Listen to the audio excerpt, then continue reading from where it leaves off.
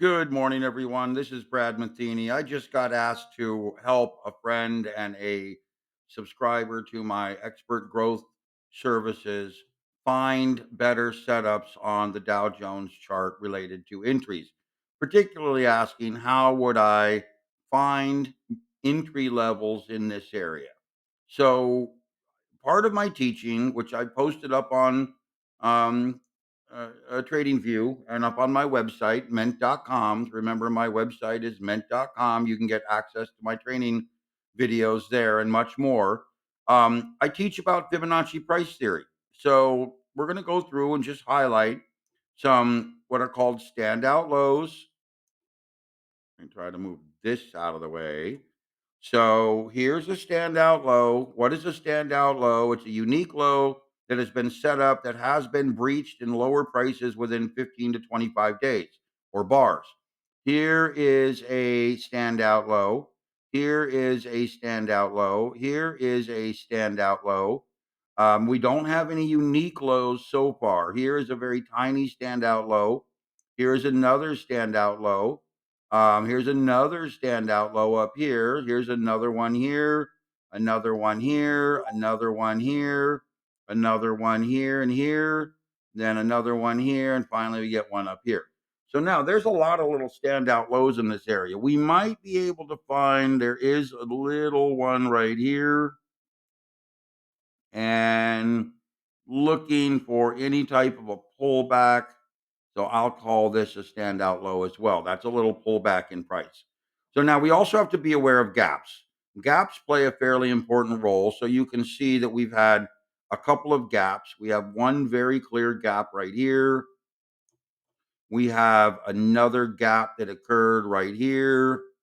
Carrying this forward. I'm just trying to plot what I see and show you guys how to do this. We have another gap right here that partially filled. We have another gap right here that looks like it's wide open. We have potentially little gaps right here. I'm just going to try to highlight this very tiny little gap and looking for other major open price gaps. That one is open. Big gap up here that filled right away. And you can see we have this massive gap right over here that's still trending. Okay, so now using Fibonacci price theory, we have the ability to measure as we continue to move higher off of highs and lows. So what I'm going to do is I'm going to do a Fibonacci retracement. I'm going to start from this area and show you that as we move up to this area, we would typically look for the 382 or the 50 area to become support. So let me come over here, drag this a little wider, spread the data. And what we're going to do here, folks, is as we're moving higher, we're looking for, and I want to continue to draw these as we go forward. We're looking for the 382 to 50 area here to provide support. So I'll change the color of this. I'll make this a deeper blue and a deeper blue. And now, so understand that as we move higher, and this is going to be I'm going to draw two of these. One is going to be adjustable, and one is going to be the entire total range. So I'll draw another one. And now let's say that we're now up into this area. Okay. So, and what I'm going to try to do again is show you how this works. We have a small one that is the total range and one that is the adjustable range. So, as we continue to move higher, we would have the total range one continue to move up, which means that our 50 level and our 382 level has moved to here. This becomes now critical support for the total range. Okay. We now also have clone the smaller range level that is going to be moving higher as we continue to move higher. So as we get up into this area and this middle range, this total range area gets pretty far away. What we would do is we would come down here, and I'm going to try to grab the smallest one, and we would move it higher. We would move it up to this level, meaning the last Fibonacci price low, which is the standout low, and that moves our secondary. I'll change this to purple, which will be our secondary one. This moves our secondary support right up into this area. So now we have secondary support right up into this area, and we have primary support right here. What am I doing? I'm measuring from this low again. So pay attention to how this works. I'm measuring from this ultimate low up to the current ultimate high, which is right here. That's our current ultimate high. These are the lowest low that we've seen in 15, 20 bars on a daily chart, the highest high we've seen in 15, 20, 25 bars on a daily chart. So I measured that. That gives us this primary support level right here. This is our primary 382 to 50 support level. Now, as I'm measuring up, moving up into these areas as we go higher, this gives me the idea that I can move my protective level up higher to this 382 to 50 level. So understand that I'm trying to grab that to move it. There we go. So now, as price trends continue to move higher, we get this new standout low. Okay, so we move our our total movement up, and we move our independent move up to here as well. And now, because we have such a broad range from this low to this high, we would move it up to the next relevant Fibonacci standout low, possibly even higher up here. So now our 382 to 50 level, intermediate level, is right here. Our 382 to 50 broad level is right here. And again, this provides us a level of support now that we can use for determining pullbacks. We would ideally want to try to buy a pullback here, ultimately maintaining support in this area. Now, if you get a broad range, say hypothetically, the market's moved all the way up and then rolled back down and then rolled further. You would then readjust your ultimate low. If this was an ultimate low, which I've drawn it as an ultimate low, why? It's the lowest low in the last 15 to 20 bars. You would start the entire process from this point and now trending upward. But seeing as though we get this nice, solid, continued upward trend, we're just going to continue to play this. So I will shrink this down a little bit. Now we're moving up, and let's just move all the way past this consolidation. Notice our 382 level didn't get reached. No risk, no potential new entry levels here. What we would do is we would move up to the next high, next high, next high. And what I'm going to do is just move everything up right to this high. And then I'm going to move the intermediate level up to this high as well. Now I got to come back here and say, well, this is way too far away.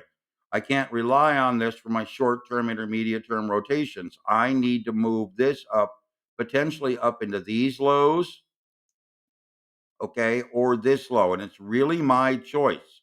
So this is a little too tight for a moderate rotation. I could use this level though for short term moves. So I'm going to go back down to this level. I feel comfortable here because look at where the 382 level is. Okay. So now as we come back over here, we've reached our top. Let's move our levels up. So the 50 level, 382 to 50 level is here and carries all the way across to here. The 382 to 50 level is here and carries all the way across to here. Okay.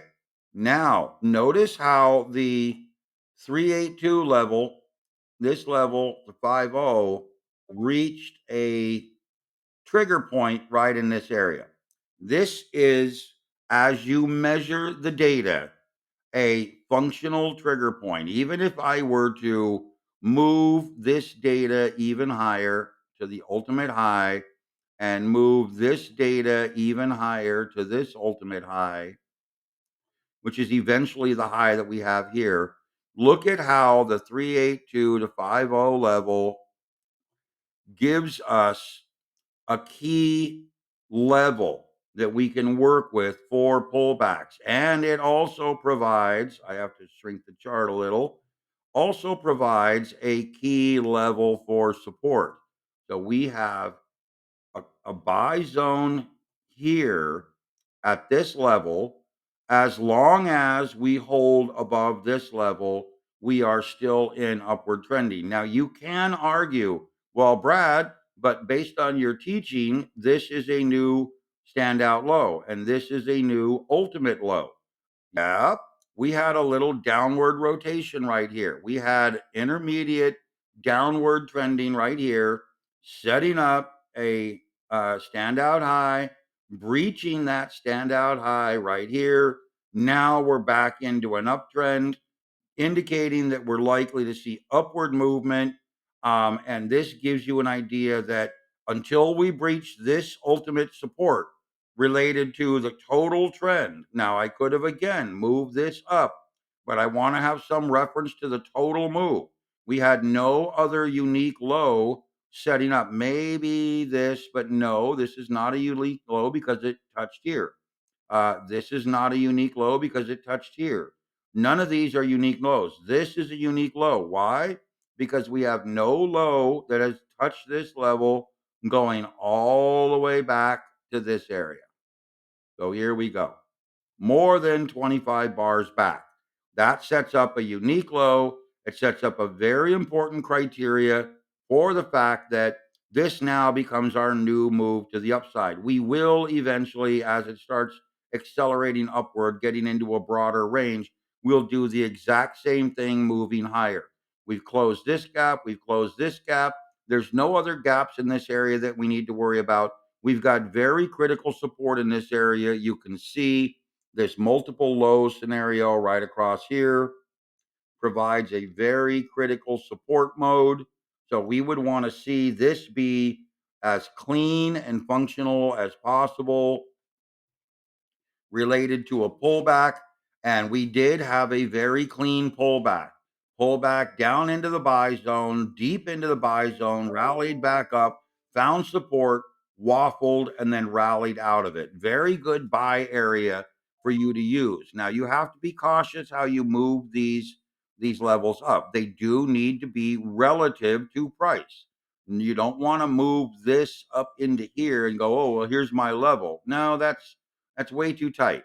You don't want that. You want to look for like this is a very good level, okay? Because we have the multiple support, but it doesn't give me enough room on this chart. So I would stick with this level simply because major support is in this level right now. So we're looking very solid right now to go ahead and find this as major support. So my shorter term, intermediate term fib level is based on that major support level, which is based on the total scope of the range. And now I use the intermediate level from the lower range of support up to the top level, gives me the 382 range right in this area. So again, the 382 to 50 area plays a very critical role in understanding how markets turn and where to find potential trending. Remember, we are not, and I'm going to drag this over, we are not going to move into a downtrend at this point until this ultimate low right here, drawing it in red, until that ultimate low is breached. We are still in an uptrend. We will stay in an uptrend. We did not have any other ultimate lows. This is the only ultimate low, and this was an ultimate low down here. Okay, so there's our ultimate low drawing down there. You can see that was our ultimate low. No matter what happened until we set up a new ultimate low, which is right here, we would have used this as the ultimate low, indicating that we would have had to roll all the way down. Yeah, it seems horrible, but understand that if price were to have rolled in this area, we would have rolled down, possibly set up some sort of rotation, rolled down, set up some rotation, and then broken. Well, guess what, guys? This would have been a new ultimate low. and this would have been a new ultimate low. So we would have had defined confirmation right here that as soon as we broke here, we now are in a downtrend. Okay. Until we break an ultimate low, we are not in a major downtrend. Until we break a standout low, which we did here, this is an intermediate downtrend. This is a pullback in a larger upward trend. Okay, it's very simple once you understand the Fibonacci price theory, and all of the training is available on my website if you want to learn. I'll also post it here on TradingView as well. But remember, how do you try to use Fibonacci's to try to find re-entry points and trend confirmation? I've just shown you. Okay, and I've shown you examples of what the opposite triggers would look like. So, what I want you to do, if this has gone too fast for you, is go back, start at the beginning, and watch how I use this example on the Dow Jones upward trending over the last 5, 6 months to show you how you use Fibonacci price theory and Fibonacci retracement levels efficiently to measure and identify reentry areas. Now, remember, same thing can be done to the downside, and you can, as you're moving up here, you can tighten up these levels. Like hypothetically, if I was trying to be very aggressive, I'll tighten up the level here, and then that will move my Fibonacci target area right up into this area. Way too tight for me, at least for my style of trading, but for you guys, it may be suitable. And remember, you would then have to use this. So quite possibly, maybe a little anchor position here, meaning get into a trade there. And then if you were to still use the one that I like to use right here, you would then have a secondary, what I would call entry zone right down here.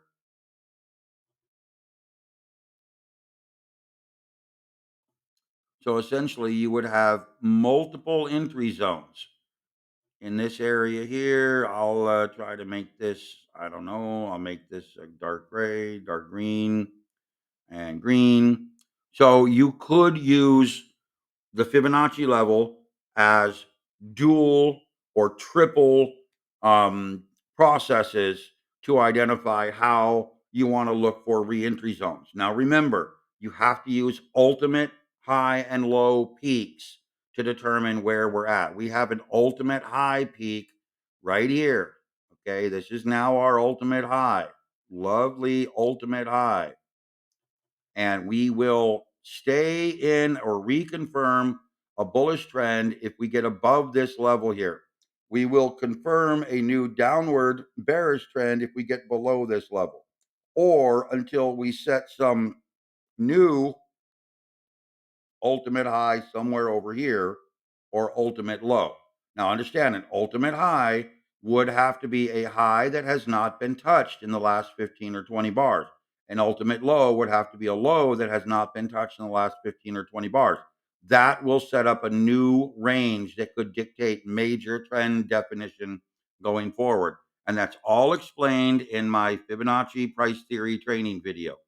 Okay, guys, I hope this helps. Remember, visit mint.com. It's in my profile if you have any questions. Okay, talk to you later. Hope this helps.